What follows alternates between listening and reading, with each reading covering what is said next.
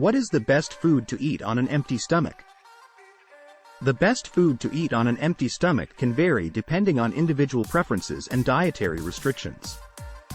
However, here are some options that are generally considered to be easy to digest and beneficial when eaten on an empty stomach.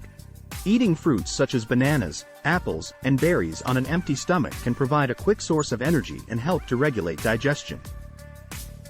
Fruits are high in fiber, antioxidants, and other nutrients that can support overall health. Eating plain, low-fat yogurt on an empty stomach can provide a source of probiotics, which can improve gut health and boost immunity. Yogurt is also rich in protein, calcium, and other essential nutrients.